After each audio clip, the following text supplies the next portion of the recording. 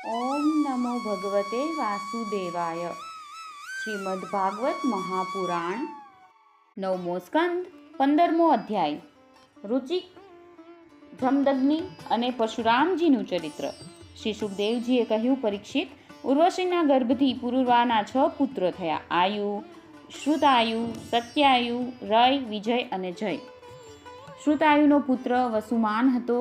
સત્યાયુનો શ્રુતંજય, રયનો એક નામનો તથા જયનો અમિત, વિજયનો ભીમ, ભીમનો કાંચન, કાંચનનો હોત્ર અને હોત્રનો પુત્ર હતો જહનુ. આ જહનુ તે જ હતા જેઓ ગંગાજીને પોતાની અંજલિમાં લઈને પી ગયા હતા. જહનુનો પુત્ર પુરુ, પુરુનો બલાક અને બલાકનો અજક, અજકનો કુશ હતો. કુશના 4 પુત્રો હતા: કુશાંબુ, તનય, વસુ અને કુશનાભ. આમનામાં કુશાંબુના પુત્ર ગાધી થયા. પરીક્ષિત, ગાધીની કન્યાનું નામ સત્યવતી હતું. રુચિક ઋષિએ ગાધી પાસે તેમની કન્યાની માગણી કરી. ગાધીએ તેમને તેમની કન્યાને યોગ્ય ન માનીને રુચિકને કહ્યું, મુનિવર, અમે લોકો કુશિક વંશના છીએ. અમારી કન્યા મળવી મુશ્કેલ છે. તેથી તમે 1000 એવા ઘોડા લાવીને મને કિંમત રૂપે આપો કે જેમનું પૂરું શરીર તો શ્વેત હોય, પરંતુ તેમનો એક કાન શ્યામ વર્ણો હોય. જ્યારે ગાધીએ આવી વાત કહી ત્યારે રુચિક મુનિ તેમનો આશય સમજી ગયા અને વરુણ પાસે જઈને તેવા જ ઘોડા લઈ આવ્યા અને તે ગાધીને આપીને તેમની કન્યા સત્યવતી સાથે લગ્ન કરી લીધા.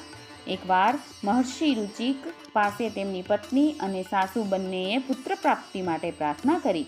મહર્ષિ રુચિકે તેમની પ્રાર્થના સ્વીકારીને બંને માટે અલગ અલગ મંત્રોથી ચરુ સિદ્ધ કર્યો અને સ્નાન કરવા ચાલ્યા ગયા. ઋષિએ તેમની પત્ની માટે શ્રેષ્ઠ ચરુ સિદ્ધ કર્યો હશે એવું સમજીને સત્યવતીના માએ તે ચરુ સત્યવતી પાસેથી માંગી લીધો. સત્યવતીએ પોતાનો ચરુ તો માને આપી દીધો અને માનો ચરુ તો તે પોતે ખાઈ ગઈ. જ્યારે રુચિક મુનિને આ વાતની ખબર પડી ત્યારે તેમણે સત્યવતીને કહ્યું, તે ભારે અનર્થ કરી નાખ્યો. હવે તારો પુત્ર તો લોકોને દંડ દેનારો અને ઘોર પ્રકૃતિનો થશે અને તારો ભાઈ એક બ્રહ્મવેતા થશે. સત્યવતીએ રુચિક મુનિને પ્રસન્ન કરીને પ્રાર્થના કરી કે સ્વામી, આમ ન થવું જોઈએ. ત્યારે તેમણે કહ્યું, સારું, પુત્રના બદલે તારો પૌત્ર તેવો ઘોર પ્રકૃતિનો થશે. સમય પર સત્યવતીના ગર્ભથી જમદગ્નિનો જન્મ થયો. સત્યવતી સમસ્ત લોકોને પવિત્ર કરનાર પરમ પુણ્યમયી કૌશિકી નદી બની ગઈ. રેણુ ઋષિની કન્યા રેણુકા સાથે જમદગ્નિ ઋષિએ લગ્ન કર્યા. રેણુકાના ગર્ભથી જમદગ્નિ ઋષિના વસુમાન વગેરે ઘણા પુત્રો થયા. તેમનામાં પરશુરામજી સૌથી નાના હતા. તેમની કીર્તિ સંપૂર્ણ સંસારમાં પ્રસિદ્ધ છે. કહે છે કે હૈ વંશનો અંત કરવા માટે સ્વયં ભગવાને જ પરશુરામના રૂપમાં અંશાવતાર લીધો હતો. તેમણે આ પૃથ્વીને 21 વાર નિક્ષત્રિય કરી હતી. જોકે ક્ષત્રિયોનો અપરાધ તો થોડો હતો, પરંતુ તેઓ બ્રાહ્મણો સાથે વેર રાખતા હતા અને સ્વભાવે દુષ્ટ, બ્રાહ્મણોના અભક્ત, રજોગુણી અને ખાસ કરીને તમોગુણી બની ગયા હતા. આ જ કારણે તેઓ પૃથ્વીને ભારરૂપ બની ગયા હતા અને એના ફળ સ્વરૂપે ભગવાન પરશુરામે તેમનો નાશ કરીને પૃથ્વીનો ભાર ઉતારી દીધો. રાજા પરીક્ષિતે પૂછ્યું, ભગવાન, ખરેખર એ સમયના ક્ષત્રિયો વિષય લોલુપ થઈ ગયા હતા, પરંતુ તેમણે પરશુરામજીનો એવો કયો અપરાધ કરી નાખ્યો જેના કારણે તેમણે વારંવાર ક્ષત્રિયોના વંશનો સંહાર કર્યો?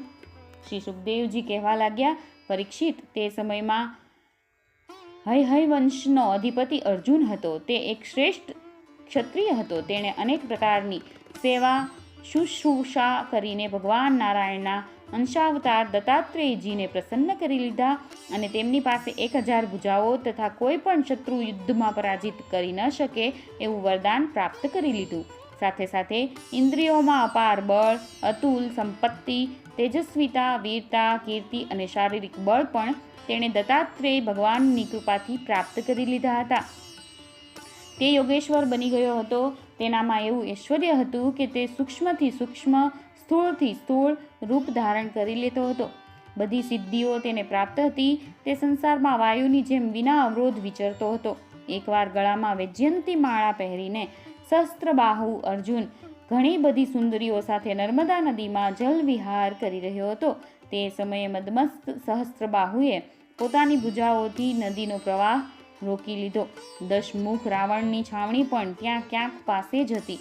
નદીનો પ્રવાહ ઉલટો વહેવા લાગ્યો, જેથી રાવણની છાવણી ડૂબવા લાગી. રાવણ પોતાને બહુ મોટો બળવાન તો માનતો જ હતો, તેથી સહસ્ત્રબાહુનું આ પરાક્રમ તે સાંખી શક્યો નહીં.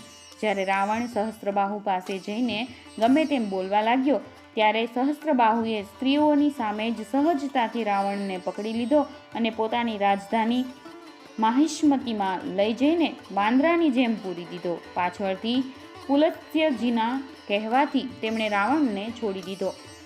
એક દિવસ સહસ્ત્રબાહુ અર્જુન શિકાર કરવા માટે વિશાળ અને ઘોર જંગલમાં નીકળી ગયો.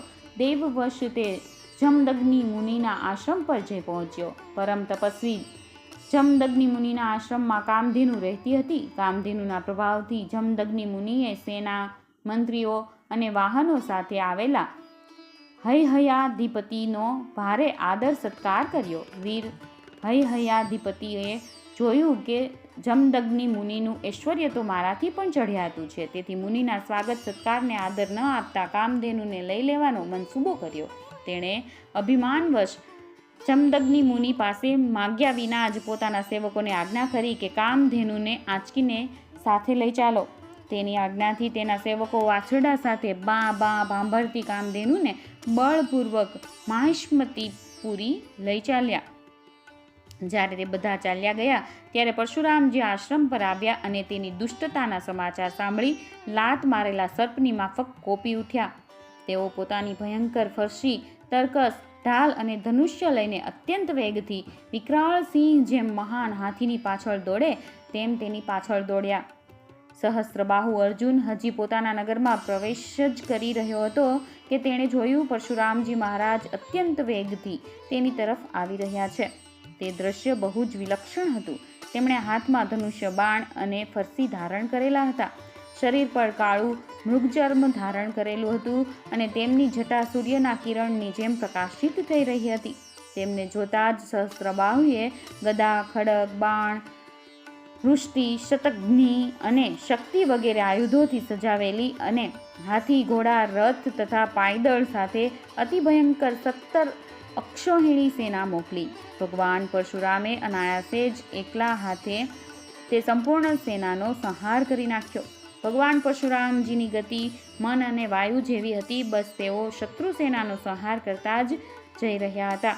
જ્યાં જ્યાં તેઓ પોતાની ફરસીનો પ્રહાર કરતા, ત્યાં ત્યાં સારથી અને વાહનો સાથે મોટા મોટા વીરોની ભુજાઓ અને ખભા કપાઈ કપાઈને પૃથ્વી પર પડી રહ્યા હતા. હયહયાધિપતિ અર્જુને જોયું કે મારી સેનાના સૈનિકો તેમના ધનુષ્ય, ધજાઓ અને ઢાલો ભગવાન પરશુરામના ફરસી અને બાણોથી સતત રીતે કપાઈને લોહીથી લથપથ રણભૂમિમાં પડી ગયા છે. ત્યારે તેને અત્યંત ક્રોધ આવ્યો અને તે સ્વયં યુદ્ધ કરવા માટે આવી ઊભો. તેણે એક સાથે પોતાની 1000 ભુજાઓથી 500 ધનુષ્યો પર બાણ ચડાવ્યા અને પરશુરામજી ઉપર છોડ્યા. પરંતુ પરશુરામજી તો સમસ્ત શસ્ત્રધારીઓના શિરોમણી છે. તેમણે પોતાના એક ધનુષ્ય પર છોડેલા બાણોથી એકી સાથે બધાને કાપી નાખ્યા. હવે હયહયાધિપતિ પોતાના હાથથી પર્વતો અને વૃક્ષો ઉખાડીને ખૂબ વેગથી યુદ્ધભૂમિમાં પરશુરામજી તરફ દોડ્યો. પરંતુ પરશુરામજીએ પોતાની તીક્ષ્ણ ધારવાળી ફરસીથી ખૂબ જ સ્ફૂર્તિ સાથે તેની સર્પો જેવી ભુજાઓ કાપી નાખી. જ્યારે તેની ભુજાઓ કપાઈ ગઈ, ત્યારે તેમણે પર્વતના શિખરની જેમ તેનું ઊંચું મસ્તક ધડથી અલગ કરી નાખ્યું. પિતાના મરી જવાથી તેના 10,000 પુત્રો ભયભીત થઈને ભાગી ગયા. પરીક્ષિત, વિપક્ષી વીરોના સંહારક પરશુરામજીએ વાછડા સાથે કામધેનુ પાછી મેળવી લીધી. કામધેનુ અત્યંત દુઃખી થઈ રહી હતી. તેમણે તેને આશ્રમ પર લાવીને પિતાજીને સોંપી દીધી અને માહિષ્મતીમાં સહસ્ત્રબાહુ સાથે તથા પોતે જે યુદ્ધકર્મ કર્યું તે પોતાના પિતાને અને ભાઈઓને કહી સંભળાવ્યું. બધું સાંભળીને જમદગ્નિ મુનિએ કહ્યું, અરે રે પરશુરામ, તે મોટું પાપ કર્યું છે. રામ રામ, તું મહાન વીર છે, પરંતુ સર્વદેવમય રાજાનો તે વ્યર્થ નાશ કર્યો. બેટા, આપણે બ્રાહ્મણ છીએ.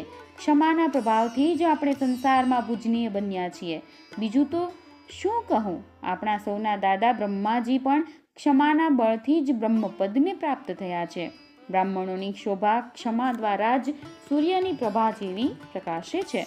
સર્વશક્તિમાન ભગવાન શ્રી હરિ પણ ક્ષમા ધરાવનારાઓ ઉપર જ શીઘ્ર પ્રસન્ન થાય છે. બેટા, સાર્વભૌમ રાજાનો વધ બ્રહ્મ હત્યાથી પણ અધિક છે. માટે ભગવાનમાં મન પરોવીને તીર્થ સેવન કરી એ પાપનો નાશ કર. 9મા સ્કંધ અંતર્ગત 15મો અધ્યાય સમાપ્ત.